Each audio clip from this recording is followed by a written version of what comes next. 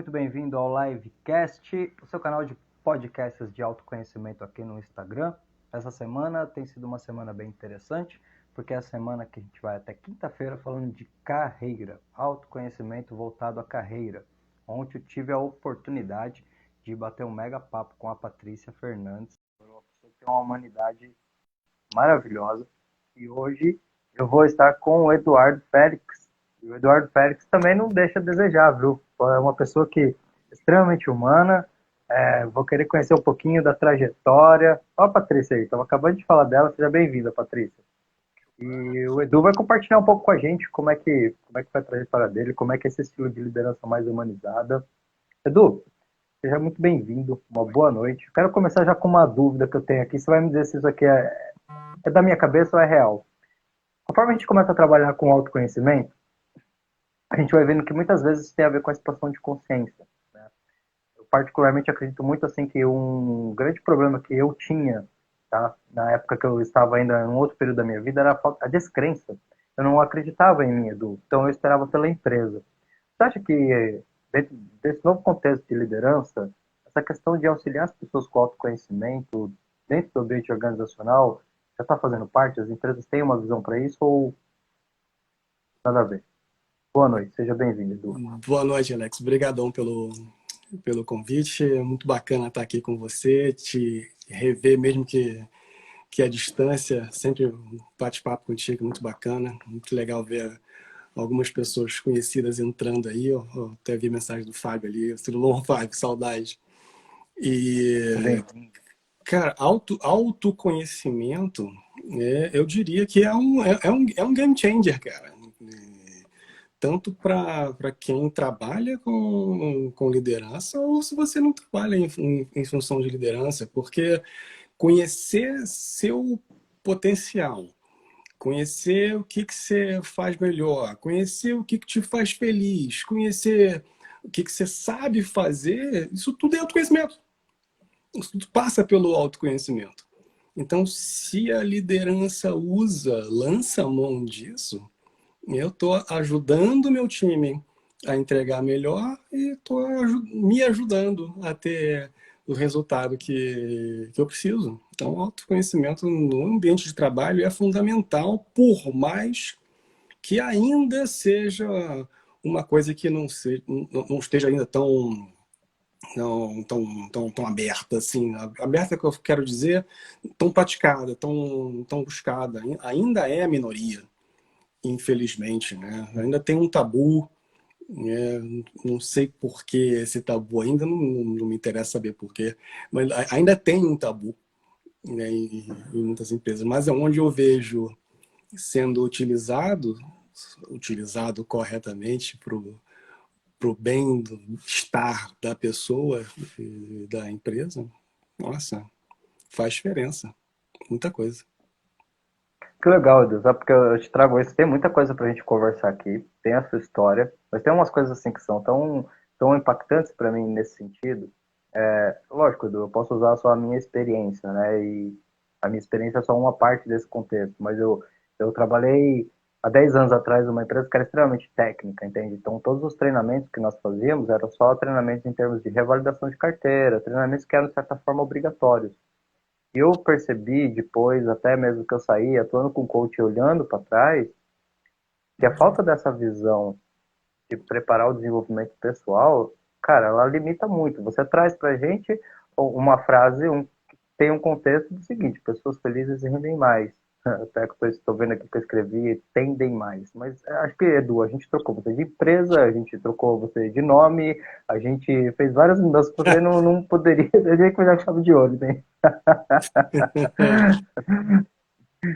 Como é que você, tipo, começou a desenvolver essa consciência, Edu? Porque aqui a gente tem uma mensuração muito real de que a equipe é um reflexo do líder. Se eu tenho um líder como você, como a Patrícia, como muitos que já estão nessa nova empreitada, que tem essa visão, cara, isso faz uma mudança muito grande na organização, no clima organizacional, na cultura da empresa. Como é que, como é que foi para você iniciar essa trajetória, Edu? Falando especificamente dessa hashtag, pessoas felizes rendem mais, ou trajetória como líder? Desculpa. Exatamente, como líder com essa filosofia, entende? Ah, Porque você veio de empresas, assim, quando você ainda estava iniciando a sua carreira, você teve líderes que tiveram essa mentalidade, você enfrentou o oposto disso, porque isso nasceu de algum lugar, né? eu tive um líder, e tenho até hoje, que acredita muito nisso, que é meu pai.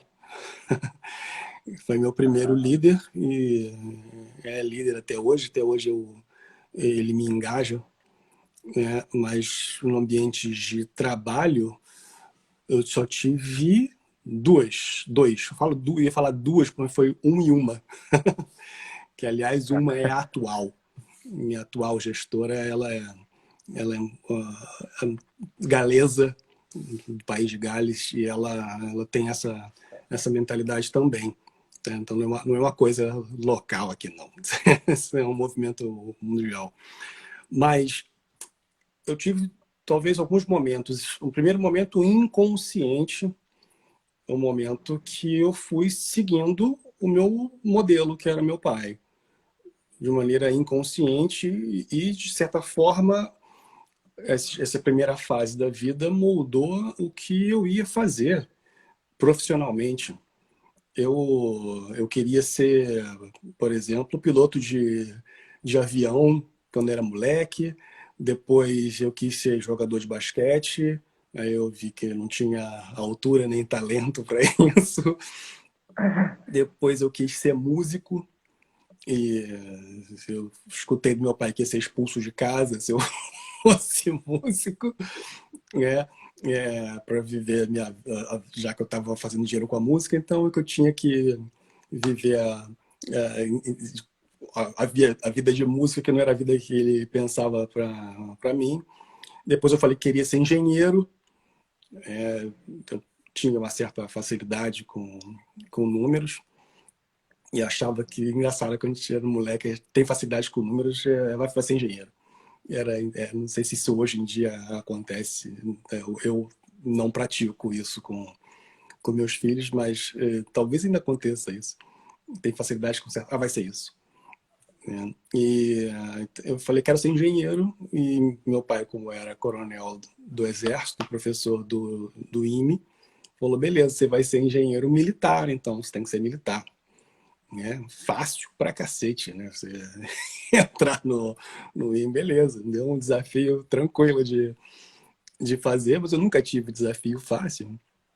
Então, vamos lá, e eu fui ser engenheiro militar, então comecei trajetória profissional como engenheiro militar, trabalhei na área de qualidade, fui mudando, mas aí eu fui começando a adquirir uma consciência do que eu precisava fazer para engajar, mas é ainda uma consciência por instinto. Cara, isso aqui dá certo. Isso está engajando mais as pessoas. E por mais que eu seja uma pessoa tímida, eu sempre fui um pouco extrovertido, eu tive sempre facilidade de fazer amizade e de engajar pessoas. De novo, eu não sabia por quê. Nem tinha consciência de que eu precisava saber por quê. Mas era uma forma que, ainda rascunhada, que dava certo. Eu fazer as pessoas sentirem que pertencem, fazer as pessoas serem ouvidas, fazerem as pessoas não terem medo de errar, se sentirem valorizadas. O que eu acabei de falar são 4 necessidades neurológicas que a gente tem. E são neurológicas básicas porque estão ligadas ao nosso instinto, a instintos, a nossa parte básica do cérebro, a parte de amígdala, a parte de instinto. Então, eu inconscientemente eu atuava já com esses conceitos que muita gente diz que seria algo humanizado, né, como você disse, e dava certo. Mas não é só liderar pessoas que dá certo, você tem que ter a parte de gestão também forte. Eu separo leadership management, né, para pessoas, e você tem que conhecer também do que você para onde você está levando. Como que como que são os processos, como que é o projeto, que seja, como que é o que precisa ser feito tecnicamente para chegar até onde você quer. Como você planeja, como você previne, como você corrige se tiver que corrigir, como você toma ação. É o famoso PDC, né? E, mas era uma coisa inconsciente. E eu fui tomando algumas porradas com gestores que, imagina, estou no ambiente militar. No ambiente militar é mais comum você ter um ambiente de faz o que eu mando. É super comum. Aliás, você imagina, se eu tiver numa guerra, um comandante dá uma ordem e eu vou questionar a ordem nessa guerra, no meio do combate, eu posso estar levando uma tropa à morte. Então é um ambiente que precisa muito dessa questão de faz o que eu faço. Só que como eu trabalhava em fábrica, toda a minha vida profissional no Exército foi em fábrica de armamento, não é um ambiente que cabe isso. É um ambiente produtivo. Então, eu preciso engajar as pessoas. Eu preciso entender por que eu estou fazendo o que eu estou fazendo. Eu preciso ter que dar um certo sentido daqui que eu ia falar de vida, sentido a propósito, porque é um dos pilares da felicidade, inclusive, a vida com propósito. Eu ter sentido no que eu estou fazendo. Então, se eu simplesmente falo, Alex, faz isso, você vai, no mínimo inconscientemente, por que eu estou fazendo isso? Por que eu tenho que fazer isso? Já é perda de tempo que eu tenho, que eu vou ficar pensando, querendo encontrar um propósito para poder fazer aquilo. Né? Então, eu comecei a questionar esse tipo de liderança, sair do exército por causa de um tipo de liderança.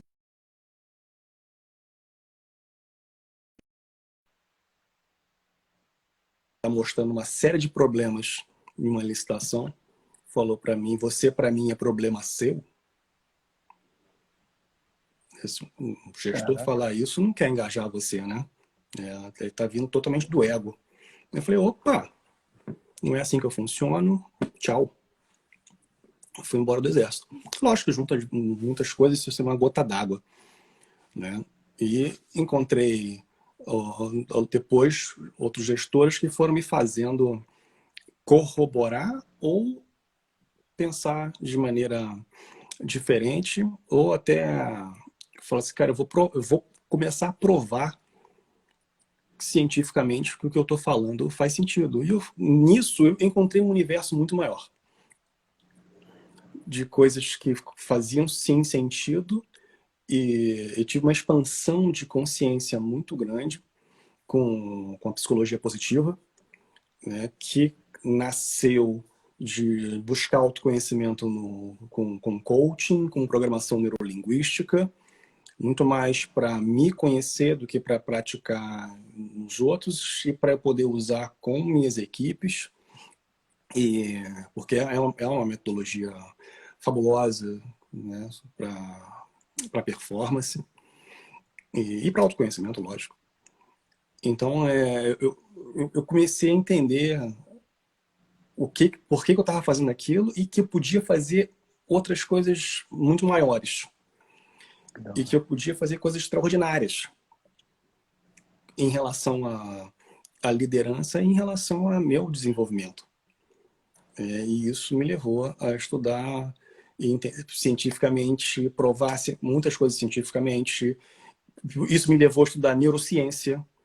Depois da pós-graduação em psicologia positiva, eu fiz outra pós-graduação em neurociência e comportamento, o que expandiu mais ainda e me fez comprovar outras coisas maiores e maravilhosas, e é muito bom saber que a neurociência está engatinhando, né, e comparado a outras ciências, e tem muito mais coisa para a gente descobrir no nosso cérebro.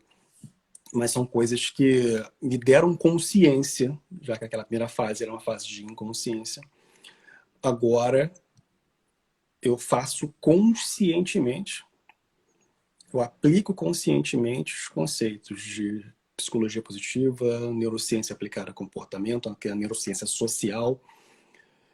E tudo isso que eu estudei, eu condensei nessa frase, né? Como se fosse um estilo de liderança, por mais que para mim não existe um estilo definido, isso é fluido, porque depende da situação, depende das pessoas, e eu daqui a um ano não sou mais o mesmo líder que eu sou agora, não tenho mais o mesmo estilo que eu tenho agora. E se você me conheceu há 10 anos, 5 anos atrás, sinto muito, eu não sou o mesmo líder que eu era lá atrás, então se você me julgar por aquilo lá atrás, você vai ter um problema. Então, me fez acreditar, me sintetizar nessa frase de que pessoas felizes, sim, cientificamente comprovado por diversos ângulos, seja vindo de positivo ou do negativo, seja vindo do florescimento ou seja vindo do estresse, rendem muito mais. E não precisava nem de ciência para isso, né? Mas como tem muita gente que ainda vive nesse instinto animal, nesse instinto da geração pós-guerra, que era uma geração que se aplicava muito isso, de essa liderança por medo, essa gestão por medo, né? Por mais que ainda tenha bastante disso, porque é aprendizado, é cultura que você vai passando para os outros, né? As empresas ainda estão com preguiça de estudar essa evolução da neurociência aplicada à liderança. Ainda tem uma preguiça muito grande, tem paradigmas muito grandes a serem quebrados, né? Mas quando você expande a consciência nessa direção, meu amigo, aí é difícil comprovar o contrário. É interessante, você estava falando aí, Edu, fico vendo, parece que é uma questão muito cultural, né? Porque eu até sabe o que eu associo isso? Eu associo isso àquela ideia que a gente tinha antigamente de que nós éramos seres racionais.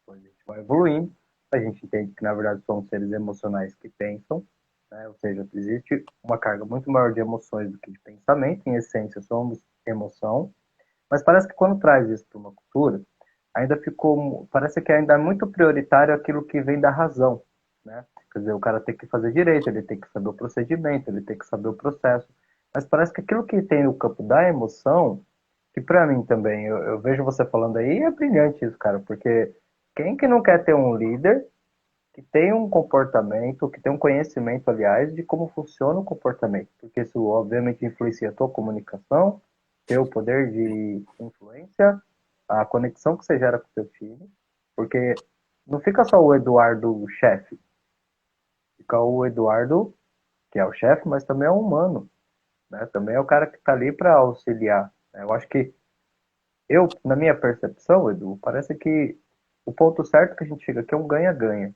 né? Um ganha-ganha no sentido de que, cara, se eu estou dentro de uma empresa, se eu sair da minha casa por livre e espontânea vontade, eu pendurei o meu crachá no pescoço, eu entrei dentro de uma empresa, pô, eu estou fazendo parte de um sistema.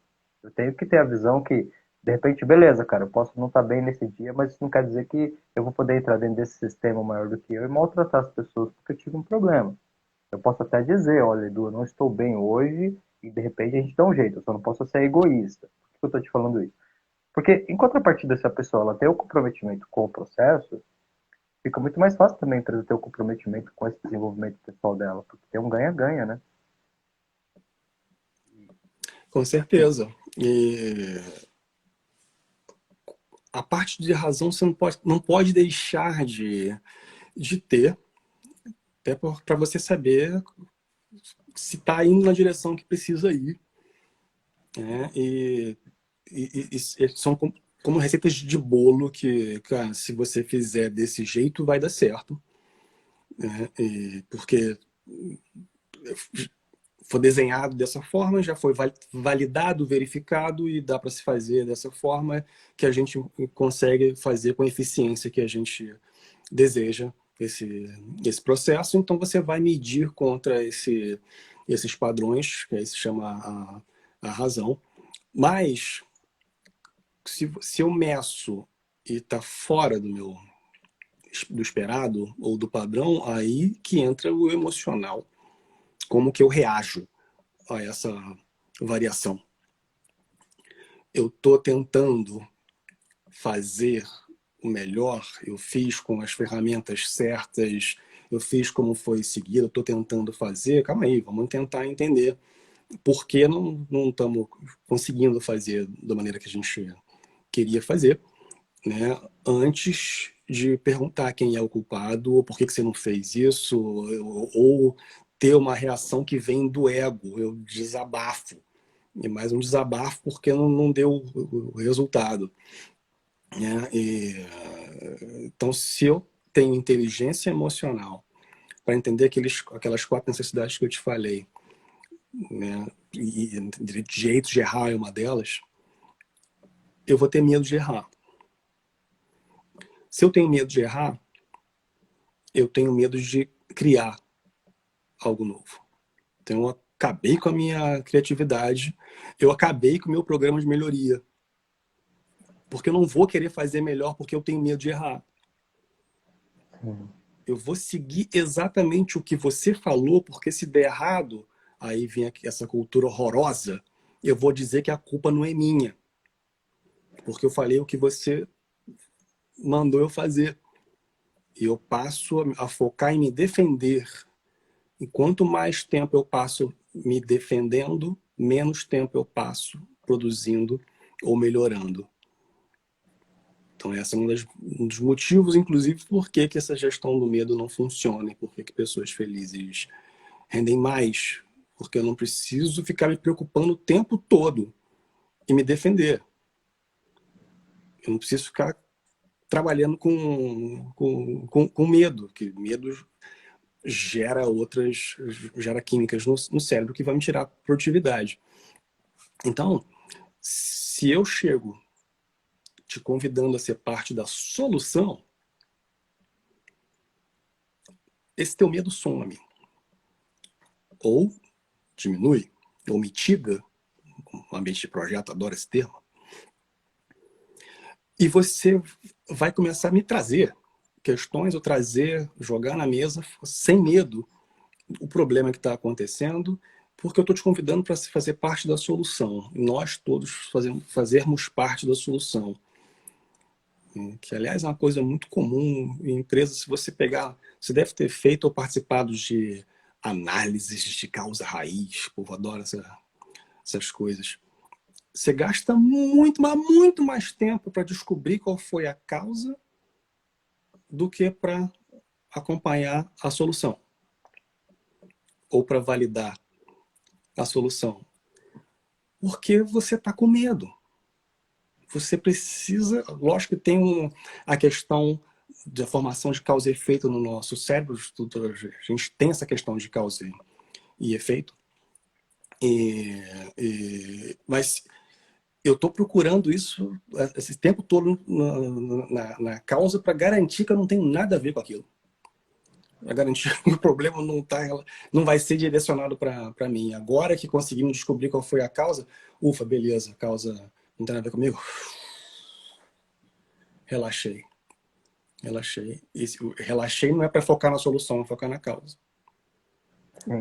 Então eu convido desde o início, pensando nessa parte emocional, a fazer parte da solução.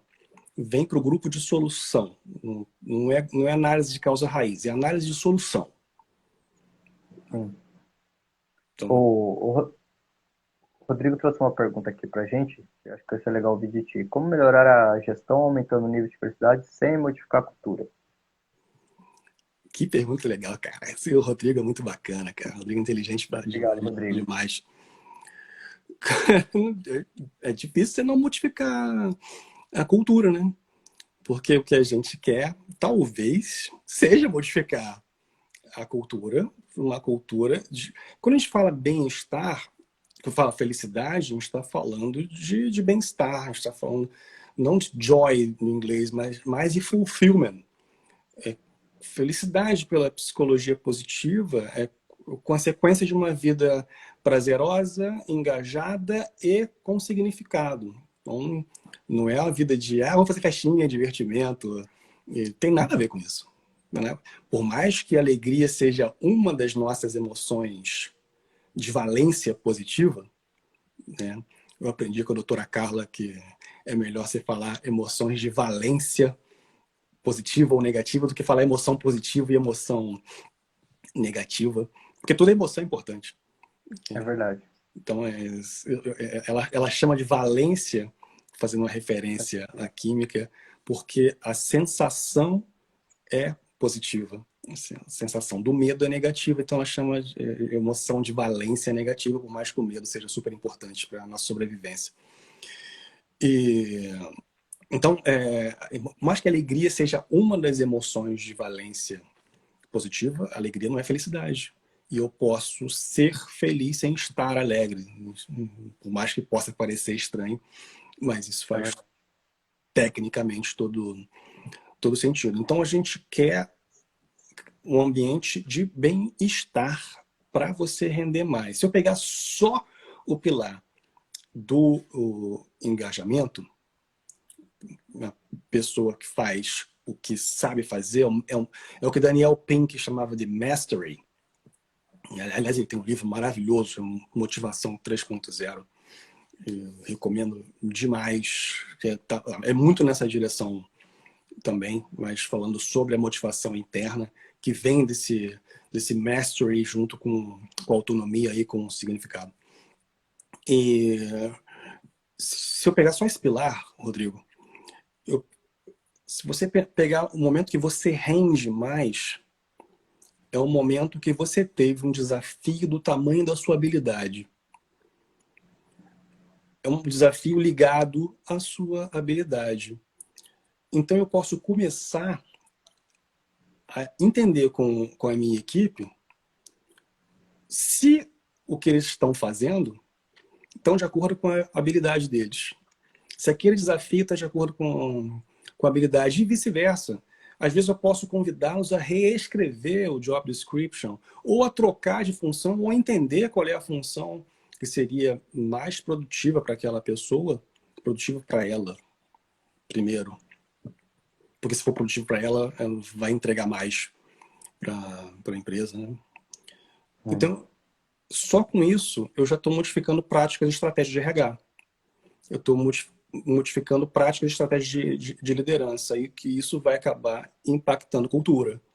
Se eu crio esse ambiente, quando eu te falei desse exemplo da causa raiz, isso é uma mudança de cultura. Então, é difícil você mudar resultados de qualidade, digamos, sem modificar cultura, que é uma consequência de hábitos praticados ao longo do tempo. Então, é difícil dissociar, na minha cabeça.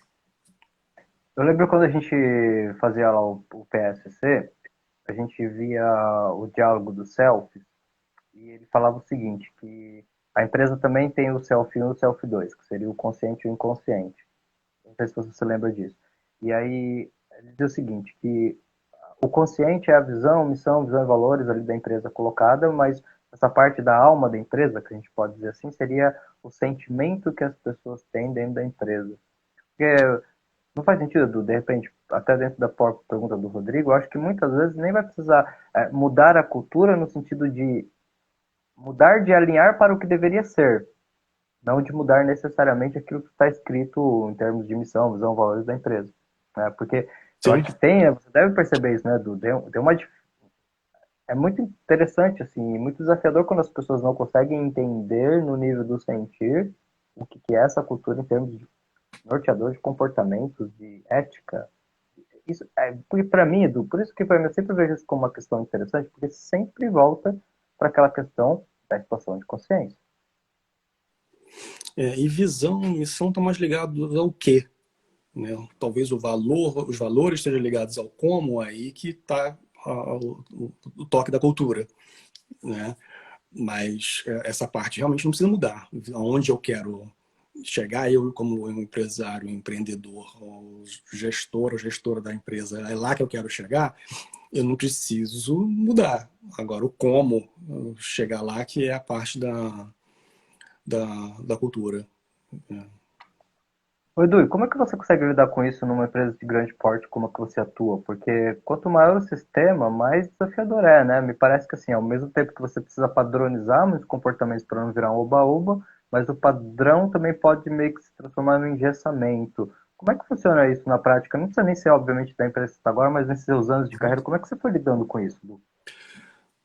Cara, uma, uma coisa a gente não consegue fugir, né? Você não é muito melhor que teus resultados, né? Então, se você está caminhando junto com os resultados, é difícil contrariar a sua prática de gestão. Depende muito da sua autenticidade, depende muito de o quão você está a fim de brigar pelo que você acredita, e isso vai dizer o quão você acredita no que você acredita, né? E eu, por exemplo, eu tive um momento da minha vida onde isso foi muito questionado, esse tipo de, de gestão foi muito questionado. Quando eu estava começando a me embasar teórica e cientificamente para os estudos de caso da minha vida. E coincidiu com o resultado não vindo. Putz. Com o resultado não vindo, cara, o que você está fazendo então está errado, isso não está levando ao resultado. Então começa o questionamento. Mas eu falei, opa, calma aí, cara. Quem disse que está errado isso? Quem disse que esse é o motivo do resultado não estar vindo? Então eu vou estudar mais para entender realmente a ligação do resultado com o que a gente precisa fazer de diferente, né? Outra coisa que eu acho importante é que você só controla o que você controla. Se a empresa é muito grande, por exemplo, no meu caso, a empresa é multinacional, gigantesca, eu controlo aquele meu universo ali. Eu não preciso me preocupar se tem outra área fazendo ou não fazendo, outra planta fazendo ou não fazendo, se eu não tenho controle sobre aquilo. Se eu tenho controle sobre isso daqui, é isso aqui que eu vou focar. Esse é o meu universo que eu vou fazer crescer e florescer. Mudar o mundo, o conceito de mundo é variável, é o que eu posso alcançar. Não é o mundo todo. A paz mundial, para mim, ou a fome mundial, é o que eu posso fazer. Senão eu vou ficar maluco.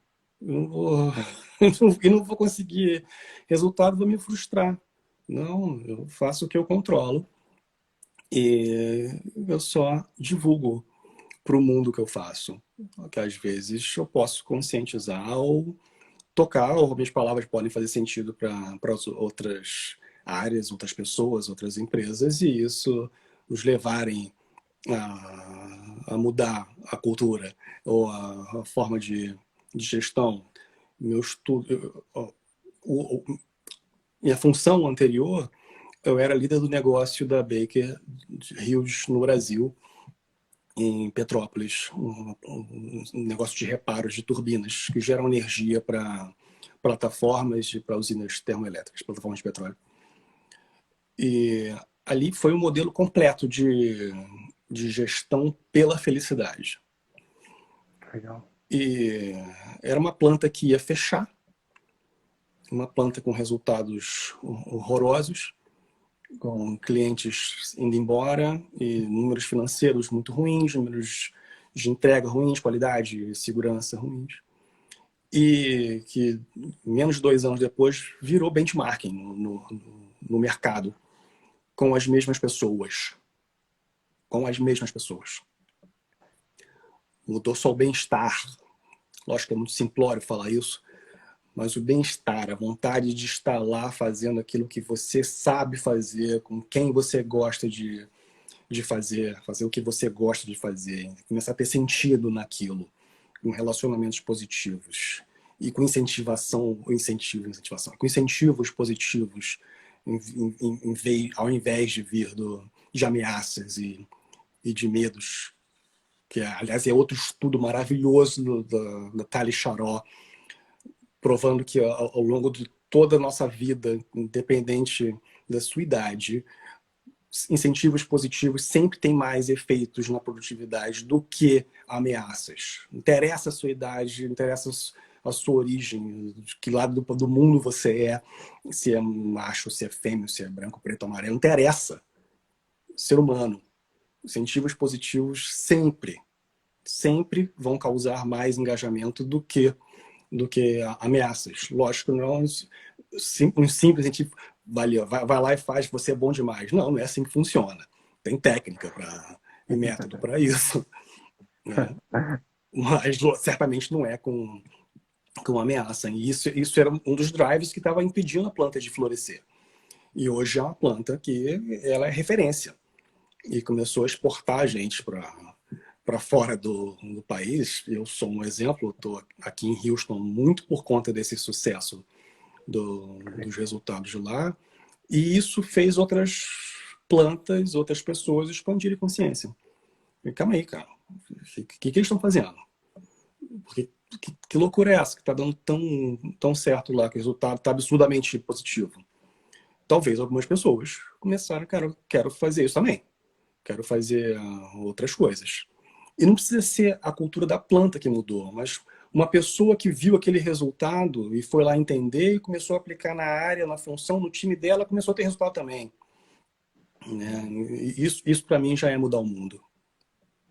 Ô Edu, mas fala uma coisa pra mim, fiquei muito curioso, porque como é que é pra ti, obviamente, a grosso modo, você talvez não vai conseguir detalhar pra gente, nem precisa, mas como é que é pra você? Você chega de repente no primeiro dia e você já tem aquele resultado X, e aí você, acredito eu, vai criar uma estratégia, vai reunir a galera, mas como é que começa esse primeiro passo pra falar, galera, ó, seguinte, tá dando, mas a gente já vai dar um jeitinho aqui, vamos navegar.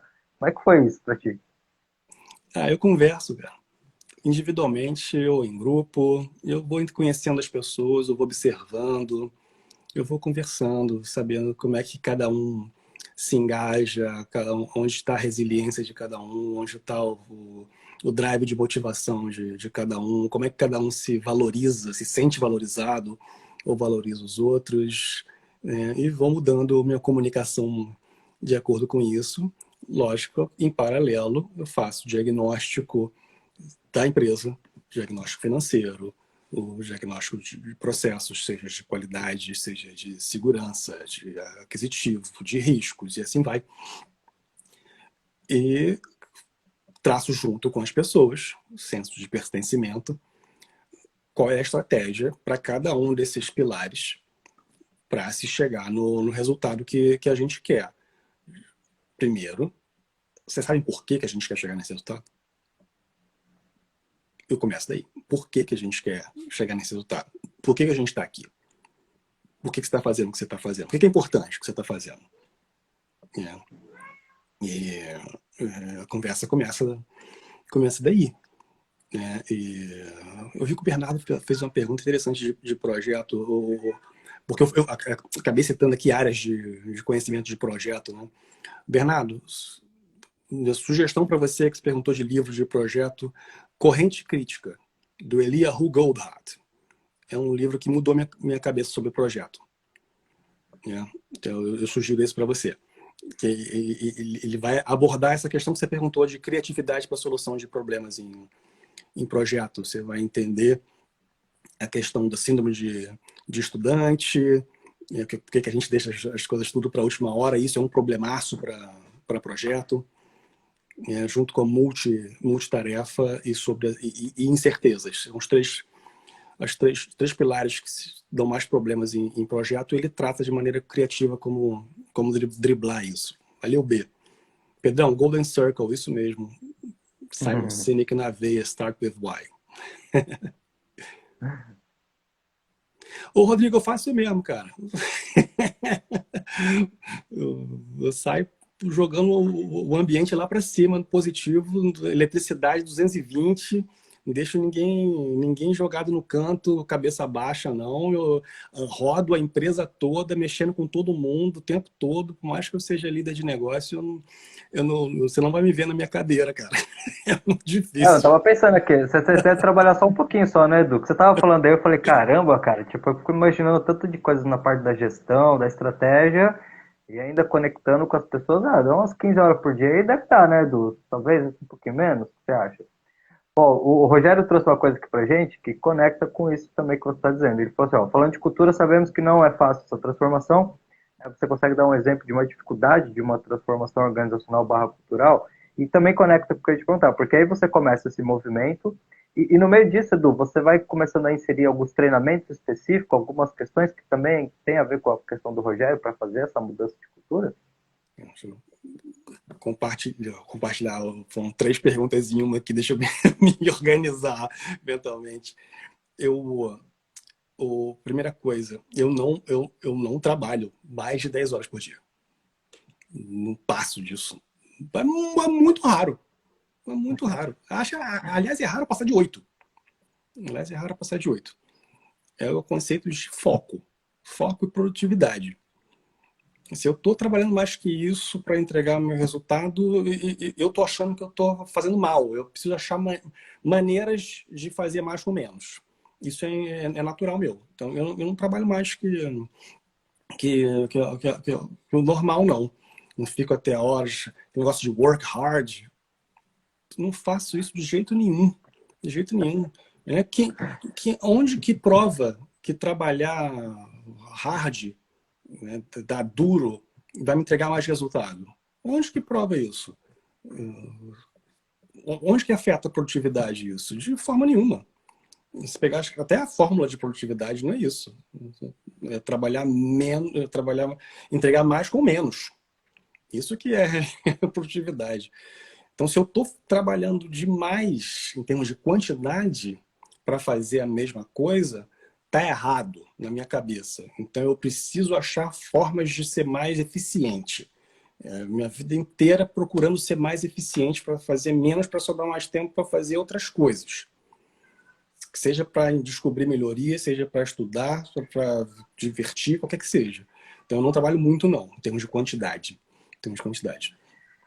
Voltando para do Rogério.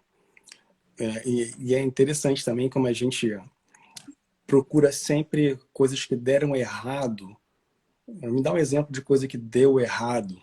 E o Rogério é um querido. O Rogério trabalha com transformação cultural. E ele tem uma missão muito importante na empresa dele, porque a transformação que ele está liderando é super importante. Eu conheço a empresa dele.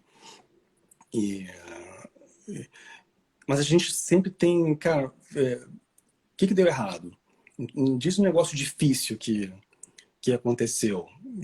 De novo, é o nosso cérebro de milhões de anos mandando no cérebro de milhares de anos. O que eu quero dizer com isso? Porque a gente, se pegar a evolução, nosso cérebro era um cérebro de animal como qualquer outro. A gente ainda tem essa parte, né, gerenciada, que gerencia a parte de instinto, parte de defesa, parte de sobrevivência. Depois que o cérebro começou a desenvolver, isso vem muito com a descoberta do fogo, porque você aquecendo alimento, você precisa comer menos para ter mais caloria, e com isso você precisa gastar menos energia correndo atrás ou procurando alimento, e teu cérebro começa a fazer conexões sociais. Então, isso que aconteceu com o nosso cérebro, e isso tem milhares de anos que o seu córtex começou a desenvolver da maneira que a gente conhece hoje, e não tem muita evolução de lá para cá. Mas se comparar com a parte que gerencia instinto, ela tem milhões. Então é sacanagem você brigar racionalmente com essa parte de instinto. A parte de instinto nossa sempre vai mandar na gente.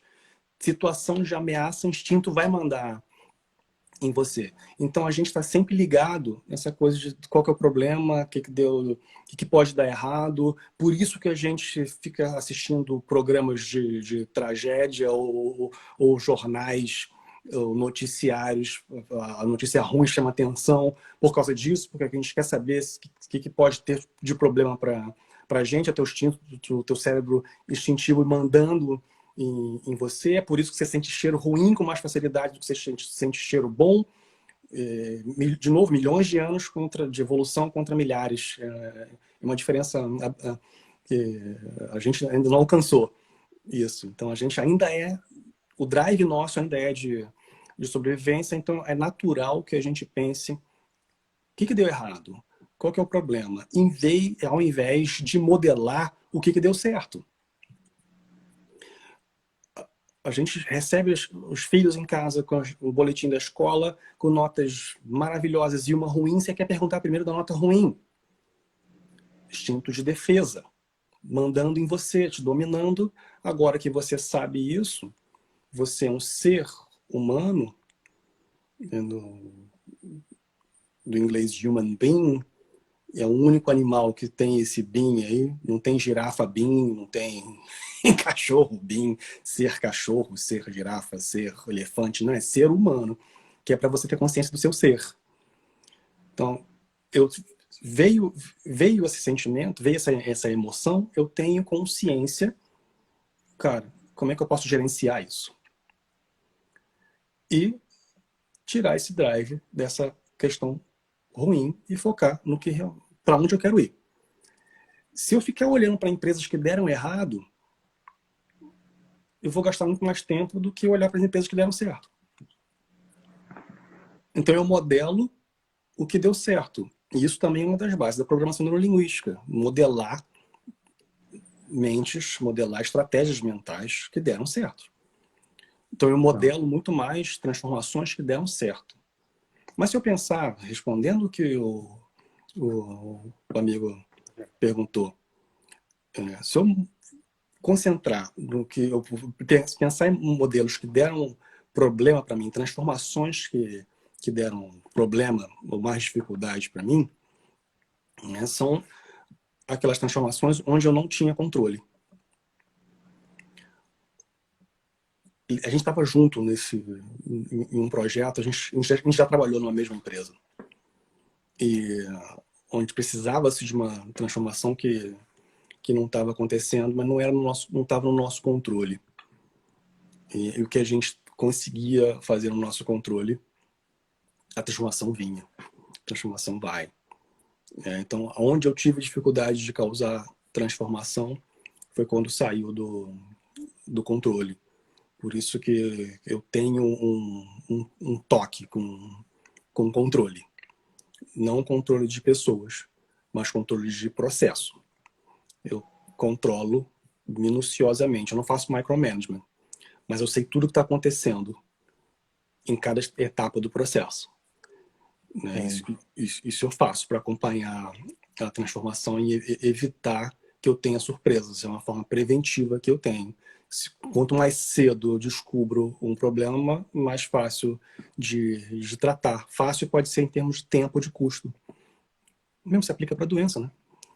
Então, eu tenho, por conta disso, eu criei um mindset preventivo muito forte para essas transformações darem certo, Dr. Rogério de Bortoli. Oh, mas é interessante que você trouxe, porque volta para aquele ponto do estado de consciência de uma forma muito racional e científica, porque o que você está trazendo essa questão é muito forte contigo. Eu não vou ser dominado pelo meu cérebro reptiliano. Não vou deixar as ações me... Porque você estava falando, eu estava fazendo conexão. Quando a gente fala do gatilho do medo, estamos falando de sobrevivência, cérebro reptiliano, né? Faz ou vai pra rua. Então o cara, tipo...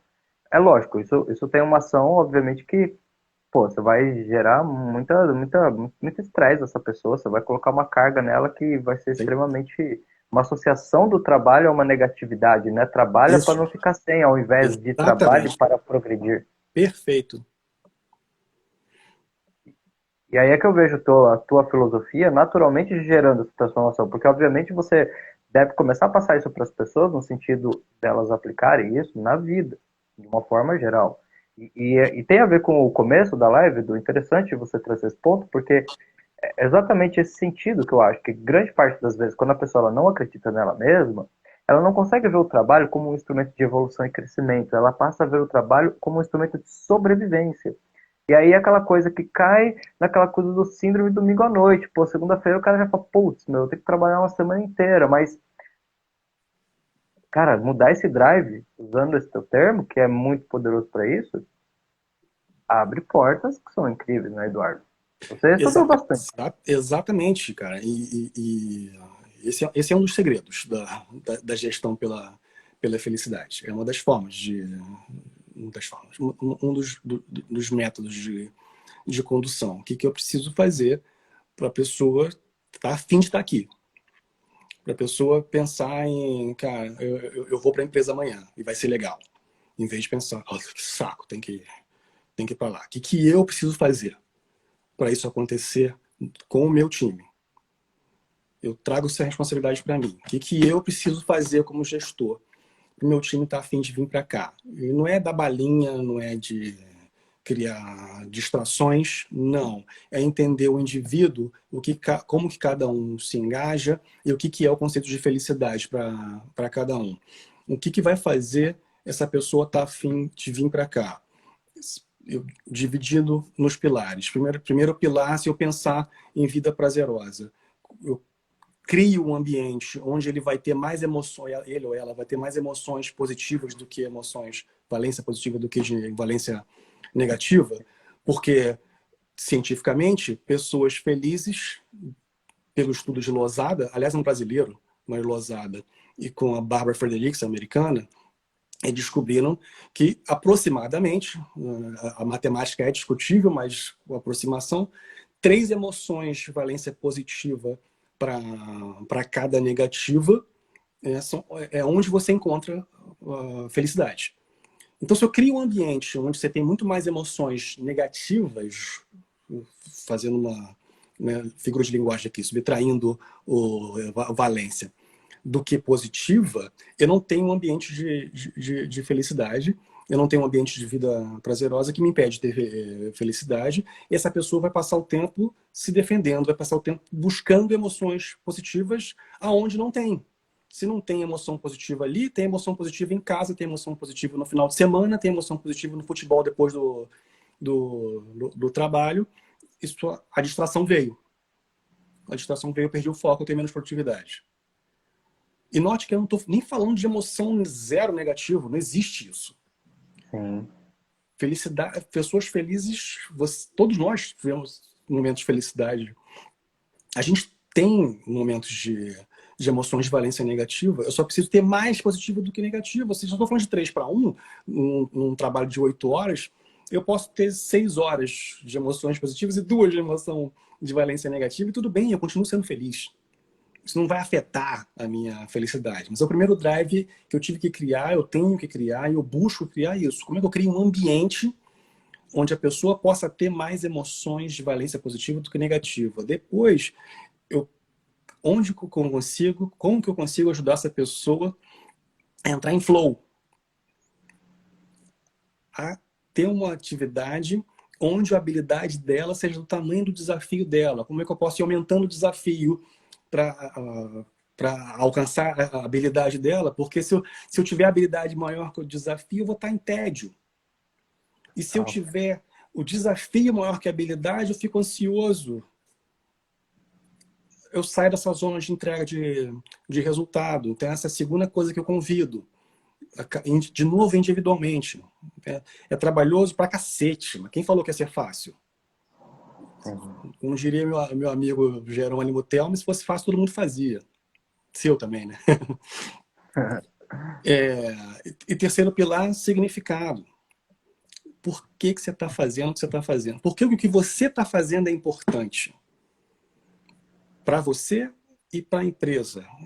Convidar a ter esse entendimento. Se eu crio esses três pilares, baseados naqueles 4 necessidades neurológicas básicas que eu te falei, num ambiente de relacionamentos positivos e de achievements, de entrega de resultado, é uma empresa que está florescendo, são pessoas que querem estar ali.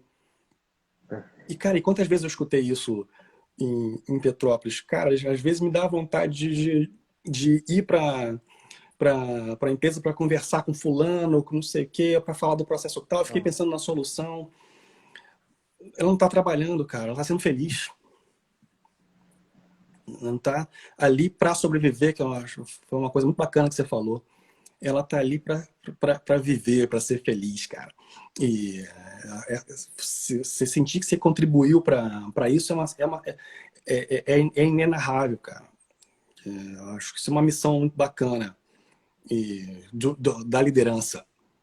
Contribuir para o desenvolvimento da pessoa e saber que a pessoa está fazendo o melhor dela e tá a fim de fazer o melhor dela, tá se sentindo feliz, tá lá não para sobreviver, para passar o tempo, né? Porque se eu torço para chegar no final de semana, eu tô torcendo para a vida passar mais rápido, torcendo para morrer mais rápido. Que merda de vida é essa? Eu É verdade.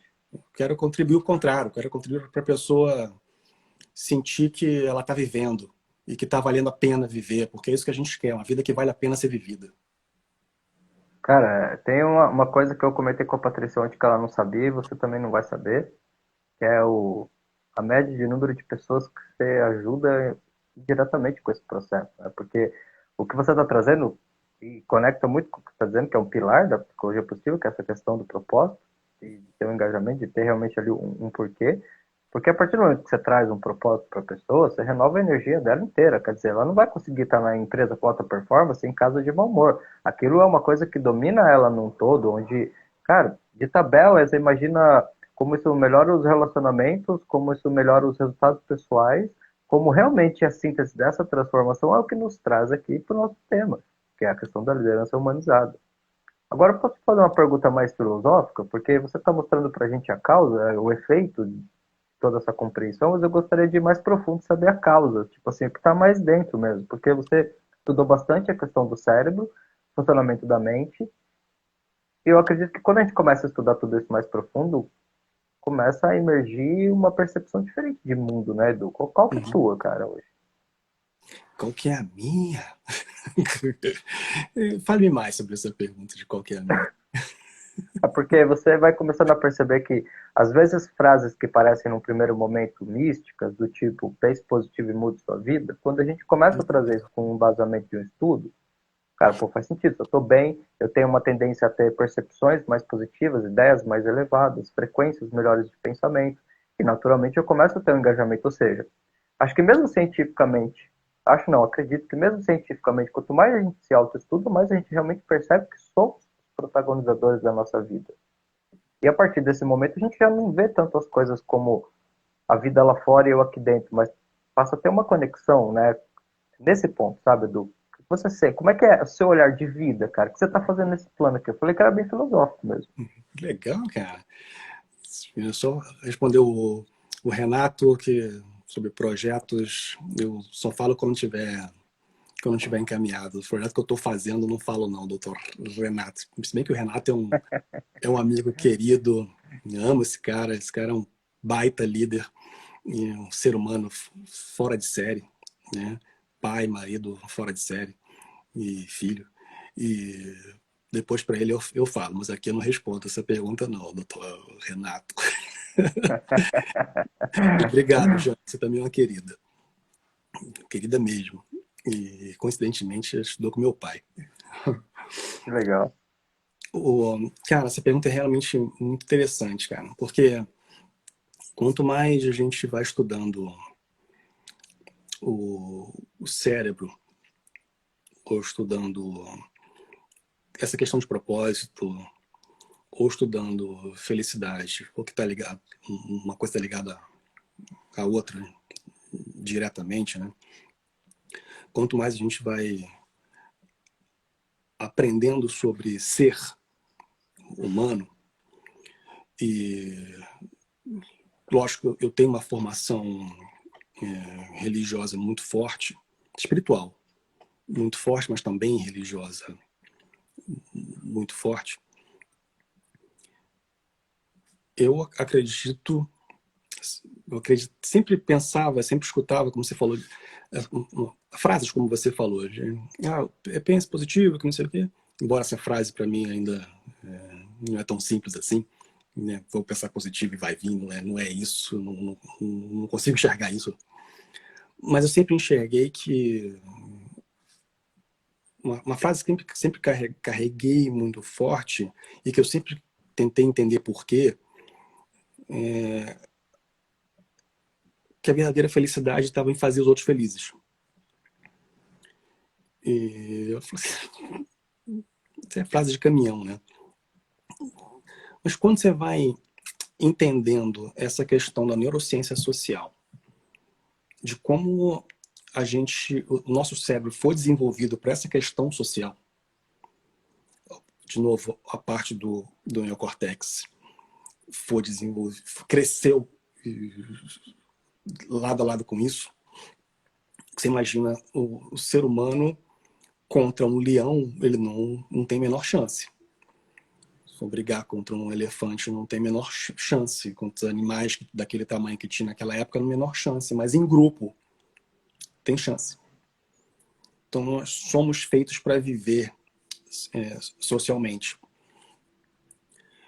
E quando você estuda os níveis de evolução, e o Zé Roberto fez um trabalho maravilhoso nesse sentido, quando ele está falando de legado, e tem outras teorias que são muito parecidas com a deles, chega nessa parte de legado, você está falando de passar para os outros, de conviver socialmente, mas você enxergar a sua felicidade nos outros. Se isso não fosse verdade, a gente como pais não teria vontade de ver os filhos felizes. Porque o teu ego não mandaria, teu ego falaria para você a sua felicidade está com você. Mas o contrário, a natureza fez com que você se sentisse muito mais feliz quando seus filhos estão felizes do que quando você está feliz. Verdade ou mentira? Não, tá certo, certíssimo. Então a gente é desenhado para fazer os outros felizes. A gente às vezes talvez não tenha descoberto alguns isso ainda. Isso é o que eu acredito. Então quanto mais eu fui estudando e experimentando a vida desse jeito, eu fui transcendendo nessa questão da minha missão passar a ser a fazer os outros felizes. Porque isso me faria felicidade. Então, não é só uma questão de ser mais produtivo ou de ter times mais produtivos. Eu não sei o que veio primeiro. Talvez é questão de Tostines aí. Mas se você faz as pessoas mais felizes, você também se sente mais feliz. Eu não sei se isso veio antes ou depois da questão de buscar a produtividade. Mas esse é o momento filosófico que eu tô. Eu tô querendo viver felicidade. Eu já não assisto televisão já tem uns 10 anos. Mas tem mais. Tem mais. Uma outra série de comédia eu assisto, mas assistir jornal, notícias.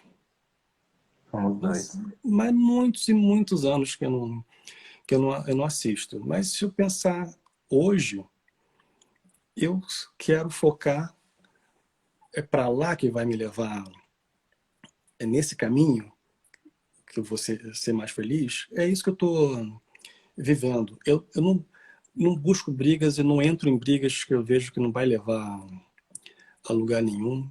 Né? Eu não quero ter razão. Você acha isso? É beleza.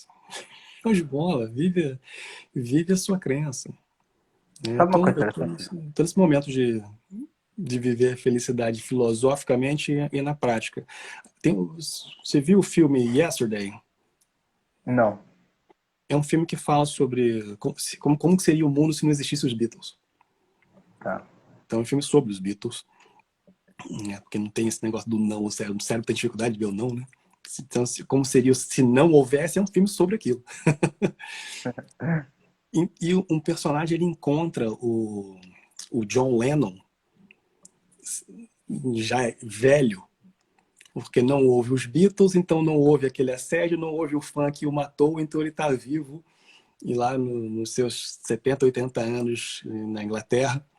E o personagem que é um dos únicos no mundo que sabe que existiu os Beatles, ele vai atrás do John Lennon e ele conversa com o John Lennon, cara, você tá vivo. Para quem é fã dos Beatles, é uma cena super emocionante, porque o ator se parece demais com o John Lennon. E aí ele pergunta pro John Lennon se ele teve uma vida de sucesso. Né? Ele falou assim, cara, tive uma vida tive uma vida muito boa, cara. Mas você não teve sucesso. Eu tive uma vida muito feliz. E o John Lennon, e o personagem principal do filme fala assim, você não teve sucesso. Aí o John Lennon responde, eu acabei de dizer para você que eu sou feliz, então eu tenho sucesso. É muito legal isso, que é uma quebra de paradigma, que o Tal Ben-Shahar estudou isso, e o pupilo dele, o Sean Anker, escreveu um livro sobre isso. Tal Ben-Shahar é o professor principal de Harvard sobre psicologia positiva, e o Sean Anker, que você conhece, que escreveu aquele livro O Jeito Harvard de Ser Feliz, trabalhava com laboratório com ele, estudou muita coisa sobre felicidade. E o coração do livro dele é justamente essa quebra de paradigma. Né? Não é que sucesso leva à felicidade, a felicidade leva ao sucesso. Então, essa tem sido a minha filosofia de vida, inclusive com a minha família, com meus filhos. Eu quero que eles sejam felizes. Eu, Se eles eu acho quiserem. bem interessante, Edu, porque nos últimos 40 dias, nesse novo projeto, que é o Livecast, eu tenho tido a oportunidade de conversar com muitas pessoas, né? E pessoas, assim, de universos muito diferentes, mas com conexões muito parecidas. Por exemplo, você estava falando aí, você me fez lembrar o dia que eu estava entrevistando, por exemplo, o Marcelo. O Marcelo, ele é tatuador, mas ele tem um lema que é assim, tatuagem como ferramenta de autotransformação. Então, toda pessoa que vai fazer uma tatuagem com ele, ela passa por todo um processo de autotransformação que dá um simbolismo diferente para aquele desenho. Tá? Ele não simplesmente tatua, ele faz por esse processo. Então, o que a gente vai percebendo, Edu? Pessoas que encontraram a sua arte e usam a sua arte a favor da mudança de pessoas para gerar felicidade. Ele tem até um termo que conecta muito com o que você falou, que o projeto dele chama-se o Homem Coletivo. Somos um. E olha que interessante, porque você, obviamente, vem de um tipo de trabalho muito diferente, mas o que você nos traz é muito parecido, Eduardo, porque, na verdade, o que eu presinto de você falando é que toda essa transformação que veio para a sua vida é algo que transbordou. No seu caso, você tem o seu nicho como líder, que acabou, na verdade, sendo um meio para você colocar o seu propósito. E por isso que eu te fiz essa pergunta, Eduardo, porque eu acho que quando a gente começa a transbordar desta forma, é porque algo dentro mudou. Quer dizer, não é que a gente não sinta falta das coisas, ou não tenha problemas, ou não tenha dias difíceis. Isso acontece, como você bem nos trouxe. Mas quando a gente realmente para observar na maior parte do tempo, a gente entende que o nosso sucesso está atribulado ao sucesso do meio que a gente está inserindo. E isso é o talento, isso é o propósito. Porque só pode ter algo mais profundo assim, num estilo de liderança como o que você tem, porque do contrário, você talvez, e nem dá para imaginar isso, mas vamos pegar o Edu de um outro universo, eu diria assim, eu não ganho para isso. Mas bem longe dessa parte. Tá nem pensando nisso. E você falando isso me deu um insight de um momento de mudança desse, onde caiu essa ficha do transbordar, onde acho que eu realmente comecei a transbordar. Eu trabalhava em São Paulo até 2017. Trabalhei de São Paulo de 2011 até 2017, né? E eu estava sendo transferido para a Inglaterra por uma função de líder global de qualidade e na então GE Óleo e Gás. Mas o visto para a Inglaterra demora um pouquinho, tem um processo complicadinho. Aí me falaram o seguinte, cara, enquanto você está indo para...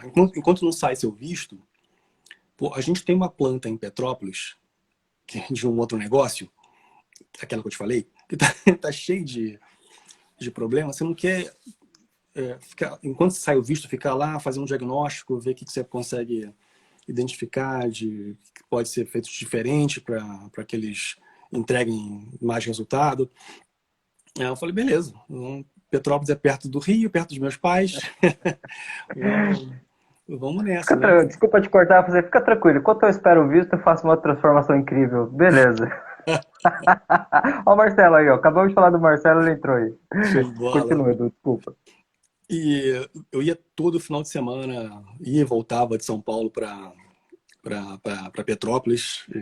Não tem aeroporto em Petrópolis, tem ônibus na estrada de noite, e de São Paulo depois para Barueri, que era onde eu morava. Então era um pouquinho cansativo, mas eu queria ficar o final de semana com a família, né? E nesse tempo, eu não tinha autoridade nenhuma sobre a empresa. Estava quase que um consultor lá, tentando entender algo o que está dando errado, o que pode ser feito de diferente naquele ambiente que eu te falei, que era um ambiente com os gerentes de engenharia com pré-infarto, gerente financeiro afastado com burnout, estagiário desmaiando. Esse era o ambiente que estava Caraca. na empresa. Aquele negócio, aqueles resultados, lógico que reflete Uau. fisiologicamente, né? Ser tratado como animal, né? Você é fraco, você não entrega, tudo errado, você vai sentir fisiologicamente. Esse é o problema de você não processar bem químicas, principalmente do estresse, né? Que, aliás, é uma coisa que eu tenho estudado demais, né? Como funciona o estresse no nosso corpo. E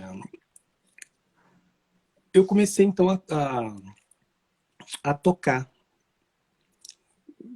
metaforicamente, né? Algumas pessoas. E tinha uma moça que trabalhava na área de compras. Ela estava indo para a quarta vez que ela ia fazer a prova da carteira de motorista. E eu tenho ajudá-la em como ela conseguir passar na prova, tem nada a ver com o trabalho. Mas em nenhum momento eu pensei nisso. Eu falei assim, cara, eu sei que você já tentou tecnicamente de tudo, mas talvez eu possa te ajudar reprogramando a tua estratégia mental. Ela, como assim? Você confia em mim? Eu confio. Então eu fiz uma sessão de programação neurolinguística com ela. Super leve, mas eu só troquei a âncora que ela tinha, onde ela associava o momento que ela ficava nervosa para não passar, eu só transformei no momento de tranquilidade, que era a sensação que ela queria sentir, para fazer a prova. E ela foi lá e passou de primeira. Passou sem erro nenhum, né? E ficou super grata, que não sei o que, a gente criou uma amizade legal. E quando foi se aproximando do visto, ela falou uma frase que para mim foi um momento de transbordar, de consciência muito forte para mim. Porque desde que eu estava no Exército, eu tinha o sonho de ser um líder global de qualidade numa empresa multinacional. Sempre deixei isso muito claro para todo mundo, que esse era meu sonho. E estava ali há poucos dias disso acontecer, né? Mas eu nunca tinha parado para pensar por que eu queria aquilo. Qual era o meu propósito? Por que aquilo fazia sentido? Enquanto eu não sabia do porquê, aquela é a única solução que existe para minha felicidade. E a gente estava num café e ela falou, cara, talvez, você já parou para pensar que talvez o fato de você estar aqui em Petrópolis e ajudar o tanto de gente que você está ajudando, não só a melhorar a empresa, mas ajudando as pessoas, talvez esse não seja seu propósito, talvez talvez não faz sentido para você, talvez que não é por acaso que você veio para cá e que essas pessoas precisam muito de você. Não só a empresa, mas as pessoas precisam muito de você, do que você pode fazer por elas. Falei, cara, não pensei, não tinha parado de pensar nisso não. E me deu uma reflexão nesse sentido de por que eu quero ir para lá?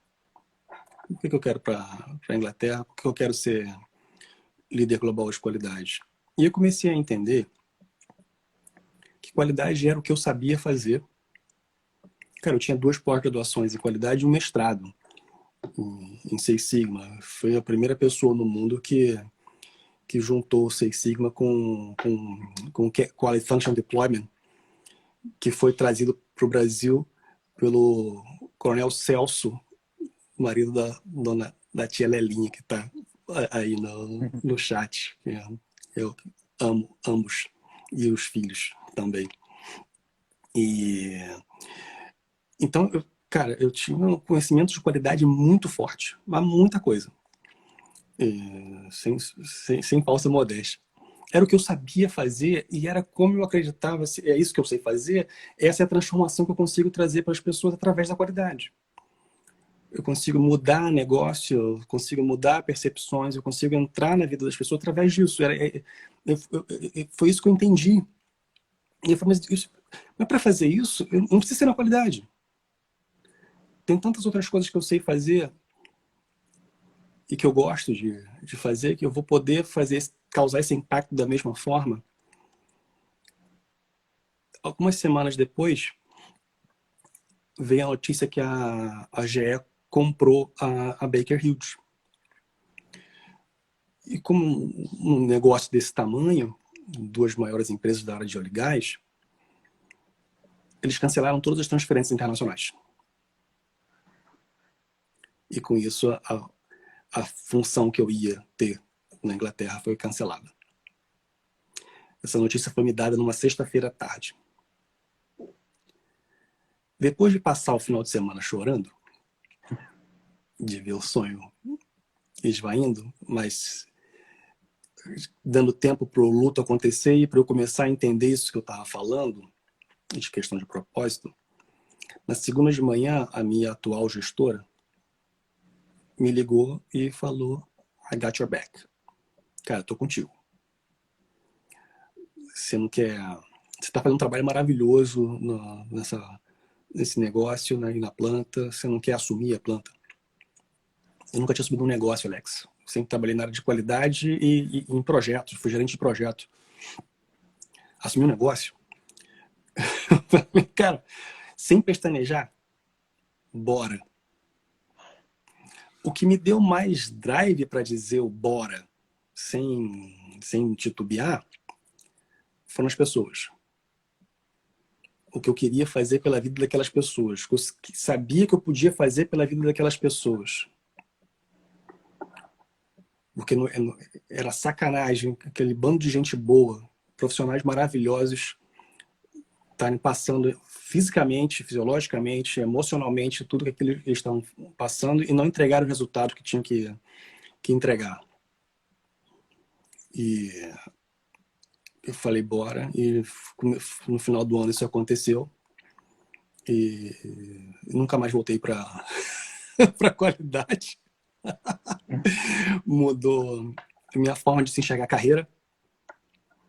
Hoje eu não converso sobre plano de carreira, eu converso sobre plano de felicidade. O que te faz feliz? O que é felicidade para você? Aceitar um emprego ou outro tem que estar ligado à sua felicidade. Traçar um plano está ligado à felicidade. Então eu passei a tratar a carreira de uma maneira totalmente diferente e converso muito com pessoas de vários estágios dentro da minha empresa, desde executivo até estagiários, sobre carreira, que às vezes me chamam para dar coaching para executivo na empresa também, dentro da empresa. Né? E eu aceitei e aconteceu aquilo que eu te falei, que aconteceu de mudança de resultado e de vida para muita gente ali em Petrópolis, e para mim é um dos maiores orgulhos que eu tenho da minha carreira, ter vivido o tempo que eu vivi ali em Petrópolis, que me fez mudar de vida. Uau, Edu. Mas é por isso que eu trouxe esse assunto para você, porque eu acho que por mais que às vezes no dia a dia a gente não faça uma correlação, mas eu acho que todas as vezes que a gente sente que encontrou a missão, de uma certa forma isso tem uma conexão com a espiritualidade. Né? Eu gosto sempre de lembrar nos treinamentos que a essência da palavra liderança ela vem da espiritualidade, né? Ela vem dessa questão da conexão, de auxiliar as pessoas a se desenvolverem no meio. E eu acho que o que você está fazendo, o que a Patrícia está fazendo, o que grande parte desses líderes que têm essa visão estão fazendo, é usando as empresas, no sentido positivo da palavra, como meios de, na verdade, de de incubadoras, literalmente, assim, de um desenvolvimento pessoal muito forte. Porque, cara, se você observar, quando você começa a ter a liderança e você vai tendo mais pessoas que você está influenciando positivamente, o poder sistêmico disso é muito grande, Eduardo. Eu não Uhum. sei se você já parou para pensar nisso, cara. Pega durante a tua carreira, desde que você começou todos esses processos. Aqui, eu coloquei o teu vídeo lá, fazendo a palestra em Angola, né?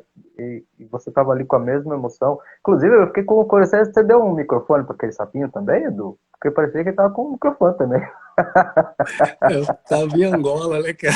Eu tava na África, não tem jeito. Cara, mas é legal o contexto, porque o contexto é muito original e é isso que é bacana. E É, a gente ver estava num você ali no ambiente mesmo ali, movimento. quase que um zoológico. Tinha muitos animais ali em volta, mas era de propósito. A gente quis criar um ambiente de propósito ali.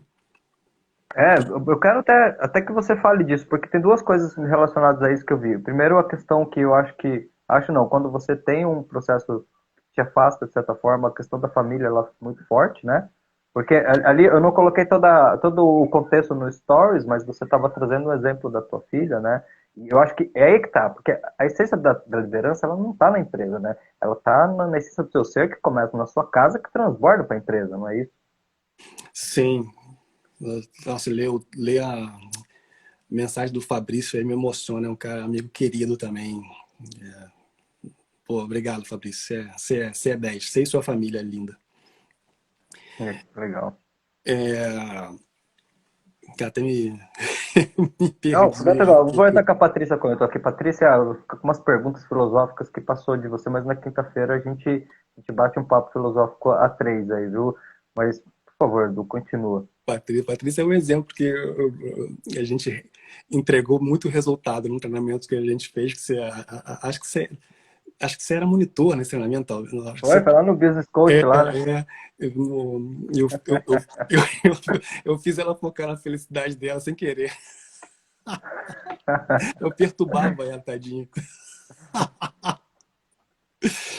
Mas, sim, e engraçado que toda vez todo treinamento que eu dou, ou palestra, eu acabo falando ou fazendo metáforas, ou analogia com alguma coisa de casa, porque não tem como separar, né? A gente é um só, e paternidade é liderança.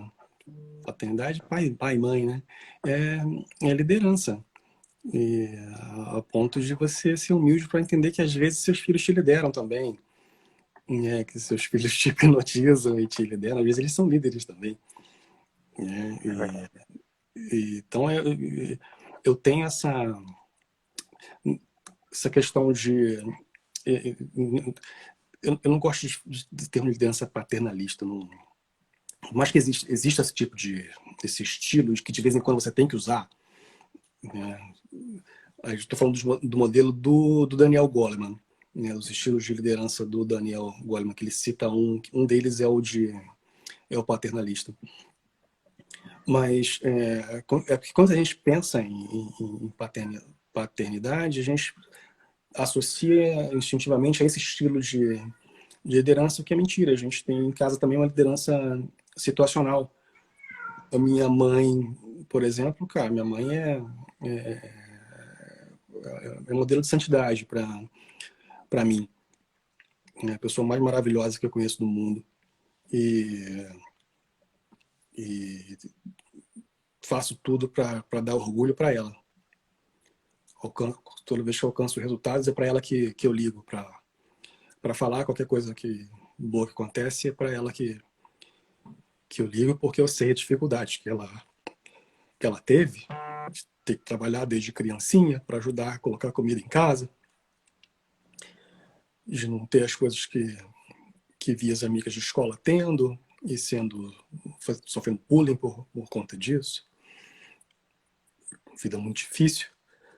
Então ela sacrificou muito para eu ser quem eu sou, para me formar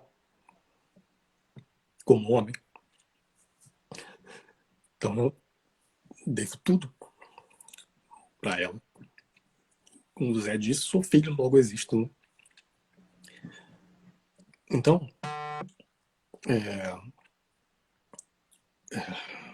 Vou me recompor um pouquinho. Fica tranquilo, Edu. Pode respirar. E vai, Edu merece os coraçãozinhos aí, pessoal. Vamos colocar um coraçãozinho aí, que é a nossa forma de bater palma, mas gratidão, Eduardo, porque realmente é toda essa humanidade que você transpassa pra gente. Fico honrado de emocionar você numa live, viu? Não consegui fazer isso com a Patrícia, não, cara. Quem sabe? Mas eu sou assim como a minha esposa, eu sou meio manteiga. Ela é mais que eu, Não, mas eu sou meio manteiga também. Mas é que a não. gente também está muito tempo longe de casa para buscando criar o legado para os filhos. Então a saudade bate às vezes também, né? Mas a minha mãe, modelo de santidade para mim, mas você imagina, eu quando era bebê, eu botei o dedo na tomada. Se minha mãe usasse aquele modelo de liderança paternalista naquele momento,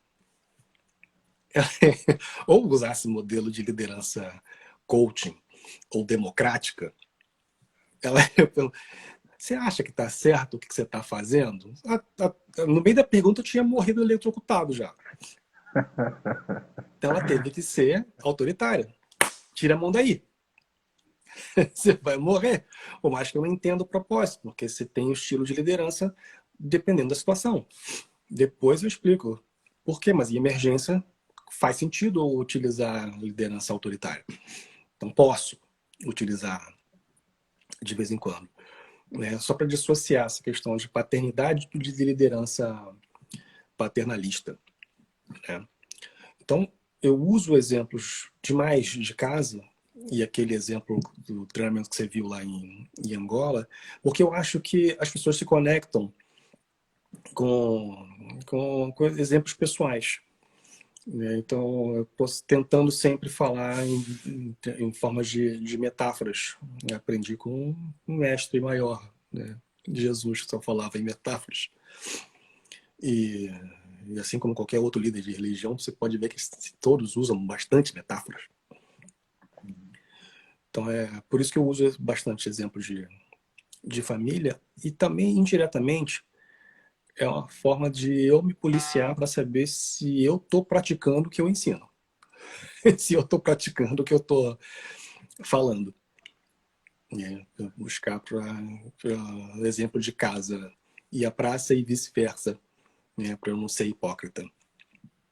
Porque eu fiquei vendo o teu vídeo ontem, eu não sei se o pessoal que tá aqui já viu o vídeo, tá lá na página do Edu, dê uma olhadinha, quem não segue o Edu, aliás, por favor, segue o Edu aí, porque muito conteúdo bacana, e você tava, e fiquei imaginando, sabe, a cena de você falou que tua filha derrubou o prato e tal, aí você parou e abaixou ela ali, e cara, a metáfora que você fez com uma coisa tão real foi muito perfeita, porque é a questão da humildade, né, Eduardo?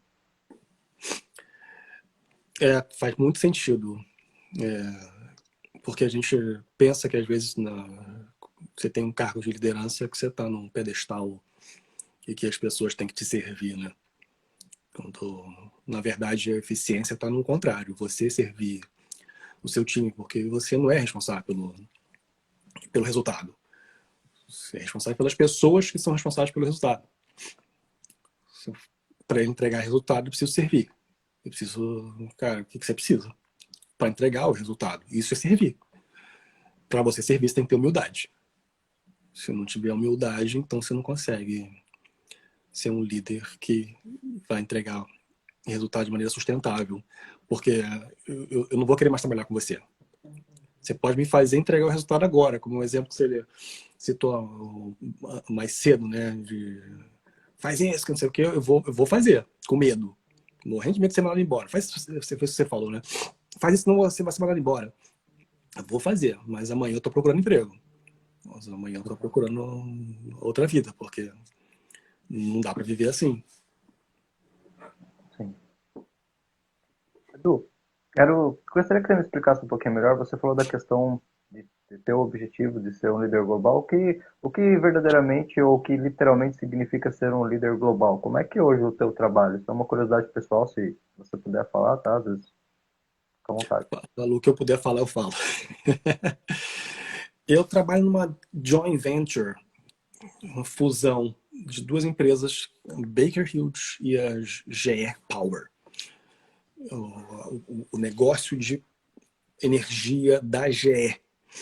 A GE tem algumas empresas, um conglomerado de empresas, né?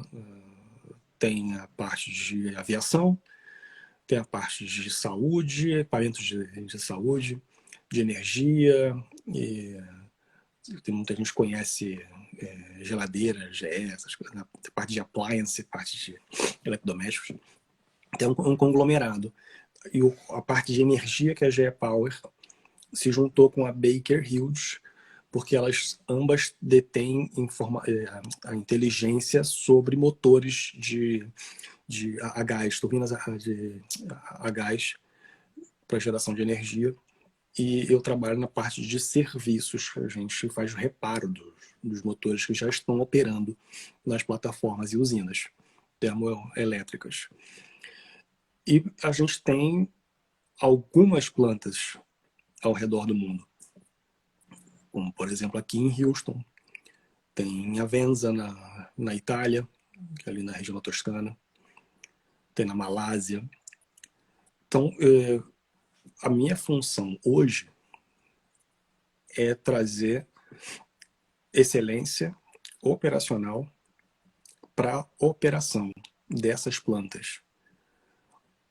Ajudar a reduzir o ciclo de reparo de motor, custo de operação, entre outras metas, nas 3 plantas. Às vezes tem algo que está acontecendo em Houston, um processo que estão fazendo melhor do que na Itália e vice-versa. Então, eu faço esse meio de campo para padronizar onde puder ser padronizado e melhorar o que tiver que ser melhorado no negócio como um todo. Como eu atuo nas 3 plantas, sou responsável por esse resultado das 3 plantas, então a posição é global.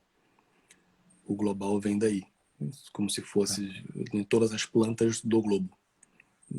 Uau.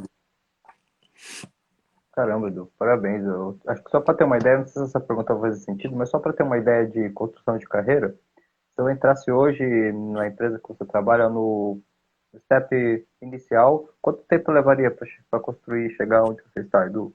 Só para ter uma ideia. Depende muito, cara.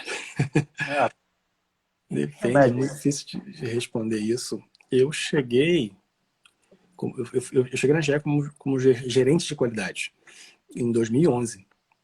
Então eu cheguei nessa função em 2020, então foram 10 anos, vai? é isso aí. Eu cheguei nessa função, começando como gerente.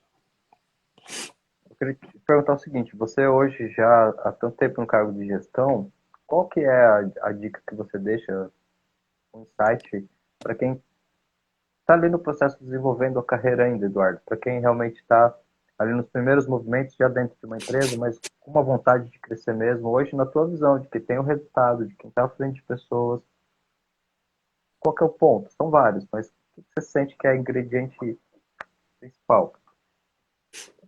Entender para cada um de nós, entender se eu estou começando agora, eu preciso entender para mim o que é felicidade. Tecnicamente. Não é pensar, felicidade é ter carro, eu poder ter minha casa, é casar, é me divorciar. Tem gente que fala que vai ser feliz quando divorciar. Isso não é felicidade. Isso tem nada a ver com felicidade. Isso pode ser alegria, ou euforia, ou satisfação. Isso não é felicidade. Felicidade, de novo, é produto de uma vida de emoções balanceadas, de emoções positivas, com engajamento e com propósito. Se você pensar em florescimento, aí entra relacionamentos positivos e resultados. Mas vamos ficar só na felicidade. Se eu estou começando agora, o que é felicidade para mim? O que eu gosto de... Em resumo, traçar o plano de felicidade, o que eu gosto de fazer? O que eu amo fazer? O que eu faço bem pra cacete? Que eu me destaco? E o que faz sentido para mim? Se tiver dificuldade de responder o que você faz bem pra caramba, pergunta, cara, onde que eu encontro um desafio do tamanho da minha habilidade? E outra forma de perguntar isso. Porque a junção dessas três coisas vai te deixar sempre feliz. Sempre é difícil, mas vai deixar muito próximo dessa sensação de bem-estar, que é o que a gente vem fazer aqui. Que é o que a gente quer pra gente, né? Então, eu começaria me perguntando isso. Por mais que eu não tenha experimentado fazer muita coisa, eu vou desenhar esse projeto e vou lá fazer. Porque eu só vou descobrir se é isso mesmo na hora que eu fizer. E se eu estou começando, essa é a hora de fazer merda. Essa é a hora de acertar a rota. Essa é a hora de ajustar caminho. Ah, quando eu ficar velho não é mais? Também, mas você vai ter mais dificuldade de ajustar a sua rota. Mas você vai também. Não tem problema nenhum. Eu tenho uma amiga que largou tudo para ser chefe. Não tem problema nenhum. Vai no mundo corporativo, descobriu a felicidade dela na cozinhar. E foi ser chefe. Não tem problema nenhum. Mas, e de novo, não tem uma resposta. Tem muitas coisas que vão te manter nesse estado de felicidade.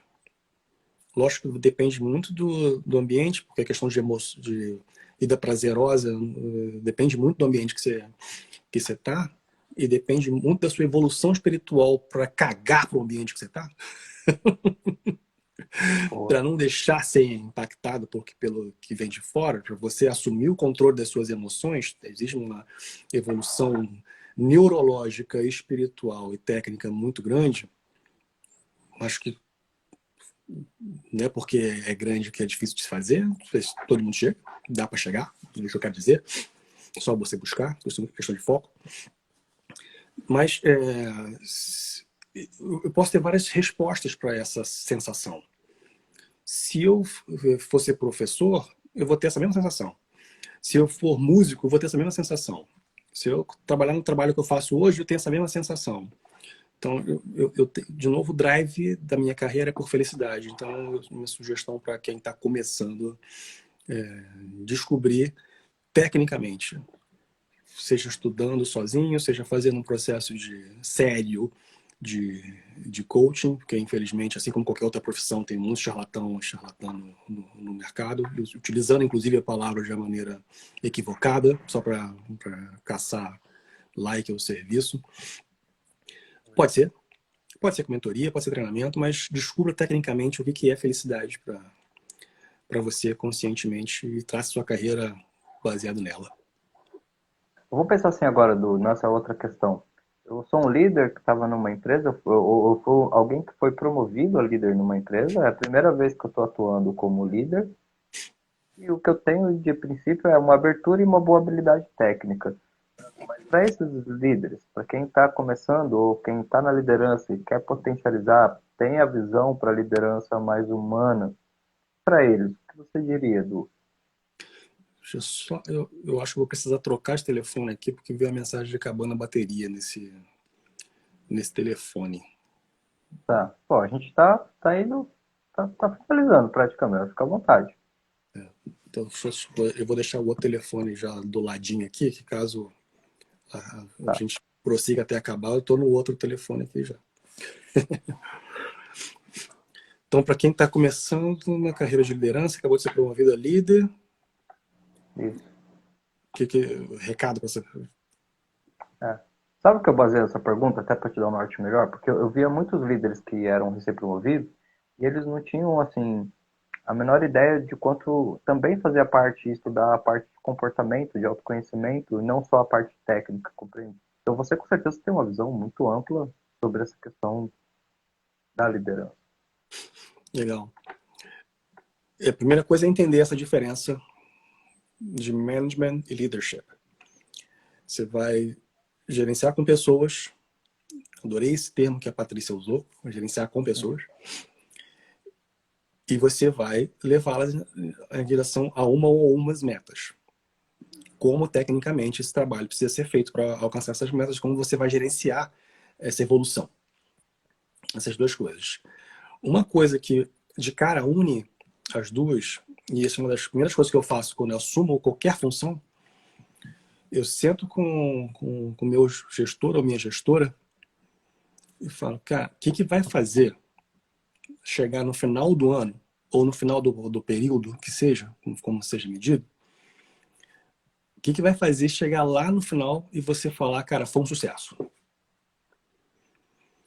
que vai fazer você falar, foi extraordinário? Porque é lá que eu quero estar. A hora que eu alinhar, como é que eu meço esse sucesso? Isso é sucesso para você? Como é que a gente vai saber que alcançou isso? É com esse indicador aqui, tal, beleza. Tá alinhado? Eu já tenho metade do caminho andado para a parte de gerenciamento e eu acabo com qualquer conflito e ruído no final do período ou do ano, se eu alcancei ou não a meta. Porque agora não tem como vou falar, mas você não foi bom. Como é, amigo? Você falou que era esse indicador aqui, esse indicador entregou. Então é preto no branco. Eu mato essa questão. E me dá o drive agora para eu focar que comportamentos são necessários para você alcançar esse resultado. Eu tenho norte agora. Se eu tenho norte, agora eu vou me preocupar no como chegar lá. Eu já sei o que e como, e por que, agora eu vou no como chegar lá. Agora eu vou na questão da entender a minha equipe. Observação é uma das, se não há, é uma das características principais de liderança na minha forma de ver. Porque a liderança é individualizada. A forma que eu lidero o Alex é diferente de eu liderar a Patrícia, totalmente. É verdade. Eu tenho 3 filhos totalmente diferentes. A forma de engajá-los para se fazer algo é totalmente diferente. Totalmente diferente, em diversos aspectos. Então eu vou observar. Se eu não puder fazer testes, eu adoro fazer testes, eu vou observar de acordo com o que eu entendo que seriam os resultados desse. Eu preciso saber o que eu vou analisar e vou lá observar.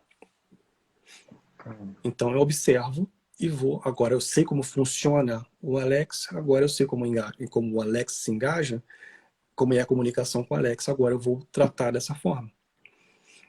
Que legal, Edu. Aproveitando a sua bateria ainda, antes que ela caia, você esteve aqui com a gente, já trouxe várias mensagens positivas. Você gostaria de deixar uma mensagem para o pessoal que está aqui com a gente? Que, inclusive, eu quero super agradecer a audiência aí. Mas estamos em estado de flow, né, Edu? 1h30 passou e, particularmente, eu nem vi a hora passar. Foi maravilhoso. E fica à vontade, Edu. O pessoal prestigiou bastante. Obrigado pela interação. Sejam bem-vindos.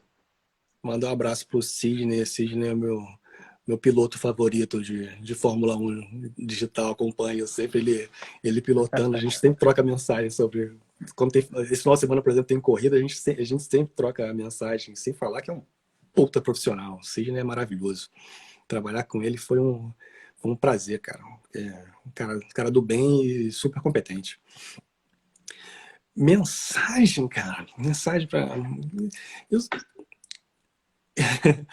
É porque eu acho muita audácia minha querer dar dica para alguém, né? Que cada um tem o seu norte. Se minhas palavras fazem sentido, às vezes as pessoas têm alguma inspiração e fazem algo novo ou alguma direção diferente, ou falam assim, não, ele está falando besteira, me fez acreditar mais no que eu acredito, que é diferente do que está falando, está valendo também, é maravilhoso. Mas eu quando comecei a estudar e praticar tecnicamente essa questão de felicidade, eu encontrei muita resistência, muita barreira, porque é natural do ser humano, a gente tem medo do novo. Ainda mais se eu aprendi por gerações e gerações que liderar pela porrada eu consigo extrair resultado das pessoas. Então, você vem falando que o contrário é mais eficiente, que esse cara tá falando, esse cara é novinho aí, e eu já sou gestor há muito tempo, eu aprendi na porrada e eu vou continuar na porrada. Beleza, não quer... Eu aprendo tanta coisa com meus filhos, principalmente questão de tecnologia, né? Não achar que eu sei tudo, eu não sei, né? Tô fadado a ser ultrapassado, né? Mas tudo bem.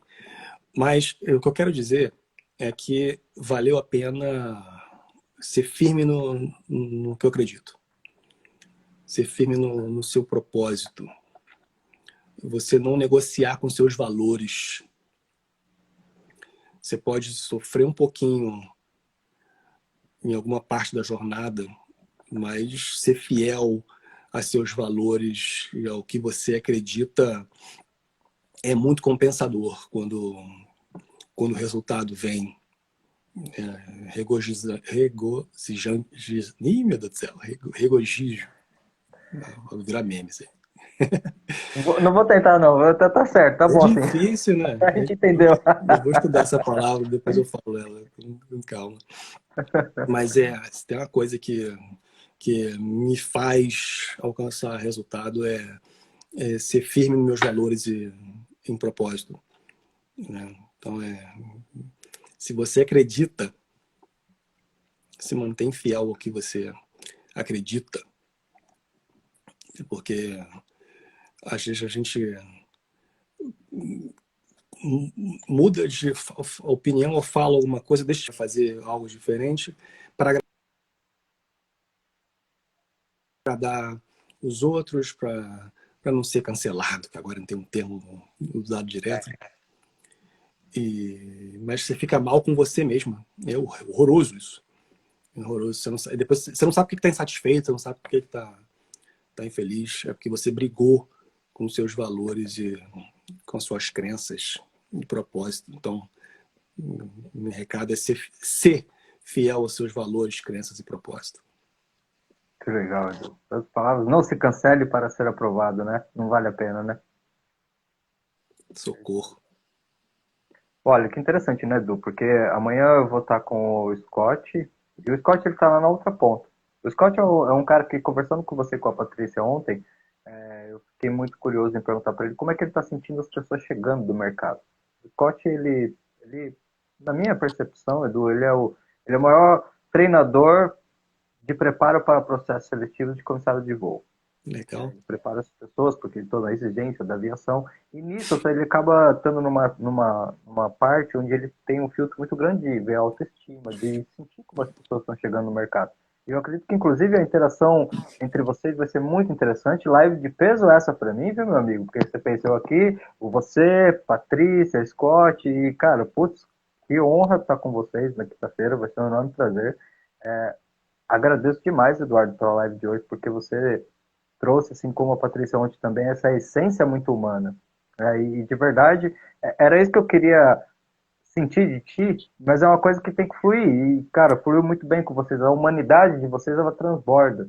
E isso, cara, é um diferencial muito grande, porque o mundo precisa de pessoas assim, nós precisamos de pessoas assim, porque eu também acredito com você, do que se a gente não cada um começar a fazer a sua parte, sabe?